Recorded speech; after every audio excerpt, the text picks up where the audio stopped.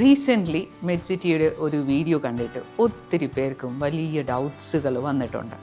അതായത് ഈ വീഡിയോ ആണ് അവർ കണ്ടിരിക്കുന്നത്. 18-ാം വയസ്സിൽ 18 ലക്ഷം സ്റ്റൈപ്പൻഡ്. അത് പോസിബിൾ ആണോ? അല്ലെങ്കിൽ അങ്ങനെ ഉണ്ടെങ്കിൽ തന്നെ അത് ആർക്കാണ് കിട്ടുന്നത്, എങ്ങനെയൊക്കെ ഇത് കിട്ടും എന്നൊക്കെയുള്ള ചോദ്യങ്ങൾ. സോ അത് തന്നെ ഒത്തിരി പേർക്കും അത് വിശ്വസിക്കാൻ പോലും പ്രയാസമുള്ള കാര്യമാണ്. ഈ 18-ാം വയസ്സിൽ 18 ലക്ഷം അത് കിട്ടുമോ എന്നുള്ളത്. എന്താണ്, എങ്ങനെയാണ് ഇത് കിട്ടുന്നത്? ഇത് കിട്ടുന്നത് ഓസ്ബിൽഡിംഗ് എന്ന് പറയുന്ന സ്റ്റുഡൻസിനാണ്. അതായത് ഓസ്ബിൽഡിംഗ് ഒരു വൊക്കേഷണൽ പ്രോഗ്രാമാണ് ജർമ്മനിയിലുള്ളത്. ആ പ്രോഗ്രാമിന് പോകുന്ന കുട്ടികൾക്കാണ് 18 ലക്ഷവും അതിന് മുകളിലേക്കും വരെ സ്റ്റൈപ്പൻഡ് കിട്ടുന്നത്. ഈ ഓസ്ബിൽഡിംഗ് എന്ന് പറയുന്ന പ്രോഗ്രാം ഒരു വൊക്കേഷണൽ ട്രെയിനിങ് പ്രോഗ്രാമാണ്. അതിൻ്റെ എലിജിബിലിറ്റി വരുന്നത് +2 കഴിഞ്ഞ ആർക്കും ഈ പ്രോഗ്രാമിന് പോകാം. കൂടുതലായിട്ടും കേരളത്തിൽ നിന്ന് തന്നെ പോകുന്നത് നഴ്സിംഗ് എന്നുള്ള കാറ്റഗറിയാണ്. ഓസ്ബിൽഡിംഗ് എന്ന് പറയുന്നത് ഏകദേശം 300-ൽ കൂടുതൽ ടൈപ്സ് ഓഫ് ഓസ്ബിൽഡിംഗ് അവൈലബിൾ ആണ്. പക്ഷേ അത് തന്നെ ഇൻ്റർനാഷണൽ ആയിട്ടുള്ള കുട്ടികൾക്ക് വളരെ ചുരുക്കമായിട്ടുള്ള കുറച്ച് പ്രോഗ്രാംസാണ് അപ്രൂവ് ചെയ്തിരിക്കുന്നത്. നഴ്സിംഗ് പ്രോഗ്രാമാണ് ഏറ്റവും കൂടുതൽ പോപ്പുലർ. ബിക്കോസ് നഴ്സിംഗ് ജോബ് ആണെങ്കിലും അവിടെ കിട്ടാനായിട്ട് ഒത്തിരി അവൈലബിൾ ഉള്ളതുകൊണ്ട് കുട്ടികൾ പോകുന്നതും ഈ ഒരു നഴ്സിംഗ് ജോബിനാണ്. P2 സർട്ടിഫിക്കറ്റും +2 ഉള്ളതും, അത് +2 ഏത് ബാക്ക്ഗ്രൗണ്ട് ഉള്ളവർക്കാണെങ്കിൽ പോലും അവിടെ നഴ്സിംഗ് ചെയ്യാം. അതാണ് ഇതിൻ്റെ വേറൊരു ഹൈലൈറ്റ്.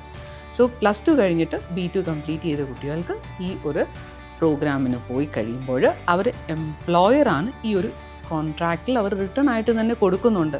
അതായത് ഇത്ര 1500 യൂറോ ഒക്കെയാണ് ഒരു കുട്ടിക്ക് ഇനീഷ്യൽ ഫസ്റ്റ് ഇയർ തന്നെ സ്റ്റൈപ്പൻഡ് കിട്ടുന്നത്.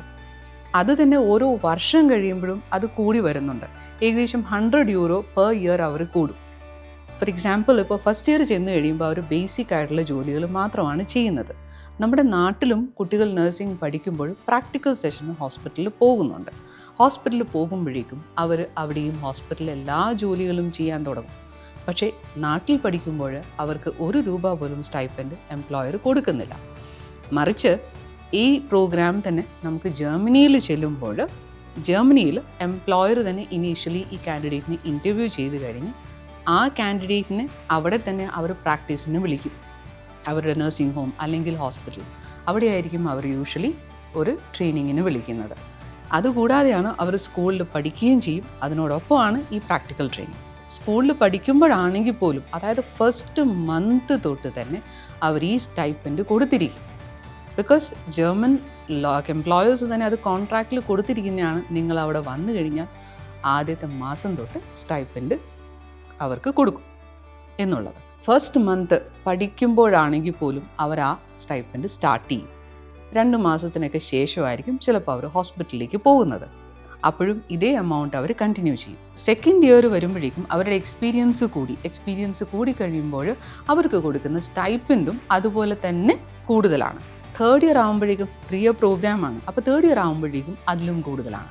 18 വയസ്സ് ആകുന്ന ഒരു കുട്ടിക്ക് ഏകദേശം സ്റ്റൈപ്പൻഡ് കിട്ടുന്നത് 1500 അതിന് മുകളിലോ ആണ് സ്റ്റൈപ്പൻഡ് വരുന്നത്. ഇത് തന്നെ ഓസ്ബിൽഡിംഗ് അനുസരിച്ചിട്ട് മാറാം. ചിലപ്പോൾ പ്ലാസ്റ്ററർ പോലെയുള്ള കോഴ്സിന് വരുമ്പോഴേക്കും ആ ഓസ്ബിൽഡിങ്ങിനുള്ള സ്റ്റൈപ്പൻഡ് കൂടുതലാണ്. സോ അത് 18 ലക്ഷത്തിന് മേളിലേക്ക് പോകും. ഓക്കെ, സോ അതിന് പോകുന്ന കുട്ടികൾ വളരെ കുറവാണ്. But there is possibility. ഇതേ പോസിബിലിറ്റി തന്നെ സിറ്റി വൈസ് അല്ലെങ്കിൽ സ്റ്റേറ്റ് വൈസ് അല്ലെ എംപ്ലോയർ വൈസ് ആയിട്ടും പിന്നെയും വേരിയേഷൻസ് വരാം. So depending upon the employer നിങ്ങൾക്ക് ഈ ഒരു സ്റ്റൈപ്പൻഡ് ഇതിലും കൂടുതൽ വരും. ഈ പിന്നീട് വരുന്ന ഒരു ഡൗട്ട് എന്ന് പറയുന്നത് ചിലവ്, ഏകദേശം എത്രയാണ് ചിലവ് വരുന്നത് എന്നുള്ളതാണ്. സോ താമസത്തിനൊക്കെ വരുമ്പോഴേക്കും ഏകദേശം 350 തൊട്ട് 400 അല്ലെങ്കിൽ 500 ഒക്കെയാണ് യൂഷ്വലി ഒരു താമസത്തിൻ്റെയൊക്കെ ചിലവ് വരുന്നത്. പിന്നെ അവരുടെ ലിവിങ് എക്സ്പെൻസ് അത് നമുക്കൊരു 200 യൂറോസ് ഒക്കെ കൂട്ടിയിട്ട് പിന്നെ ഒരു 20% ഒക്കെയാണ്. അതും അവരുടെ സാലറി അനുസരിച്ചിട്ടാണ് ടാക്സ് പോകുന്നത്. ഏകദേശം ഒരു 700 അല്ലെങ്കിൽ 800 യൂറോ തന്നെ ഒരു കുട്ടിക്ക് ചിലവ് വരും എന്ന് നമുക്ക് പ്രതീക്ഷിക്കാം. ബട്ട് എന്നാൽ പോലും ഏകദേശം 600 അതിന് മുകളിലേക്കോ അവർക്ക് സേവ് ചെയ്യാനായിട്ട് പറ്റും. സോ 18 വയസ്സുള്ള ഒരു കുട്ടിക്ക് ഇതുപോലെ 600 യൂറോ ഏകദേശം 60 അല്ലെങ്കിൽ 70,000 രൂപയാണ് അവർ മന്ത്ലി തന്നെ അല്ലെങ്കിൽ ഒരു സേവിങ്സ് ആയിട്ട് അവർക്ക് വരുന്നത്. പലരും ഇപ്പോൾ കാൻഡിഡേറ്റ്സിനോട് ചോദിച്ചാൽ തന്നെ അറിയാം, അവരത് ഫാമിലിയിലേക്ക് അല്ലെങ്കിൽ വീട്ടിലേക്ക് അവർ സെൻഡ് ചെയ്യുന്നുണ്ട്.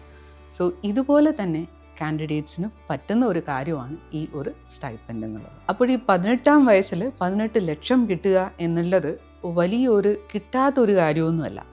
+2 കഴിഞ്ഞിട്ട് ജർമ്മൻ ലാംഗ്വേജ് പഠിച്ച ആർക്കും, അതായത് ജർമ്മൻ B2 ലെവൽ, ഏറ്റവും ലോവർ വരുന്നത് A1 ആണ്, അതിന് മുകളിൽ A2, പിന്നീടാണ് B1 ആൻഡ് B2 ലെവൽ, അതായത് listening, reading, writing and speaking എല്ലാത്തിനും തന്നെ B2 ക്ലിയർ ചെയ്യുവാണെങ്കിലാണ് മോസ്റ്റ്ലി നഴ്സിങ്ങിന് എടുക്കുന്നത്.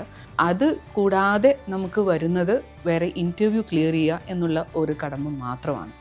ഉറപ്പായിട്ടും ഈ ഒരു 18 ലക്ഷം ഏത് കുട്ടിക്കും പറ്റും. ഏത് കുട്ടിക്കും എന്നുള്ളത് ഇപ്പോൾ +2 കഴിഞ്ഞ് ഇനി ഡിഗ്രി കഴിഞ്ഞു, കുറച്ച് എക്സ്പീരിയൻസിനൊക്കെ പോയിട്ടാണ് നോക്കുന്നത്. അപ്പോഴാണെങ്കിൽ പോലും പല ഹോസ്പിറ്റലിനും അതും ആപ്ലിക്കബിൾ ആണ്, അവർക്ക് എടുക്കാം.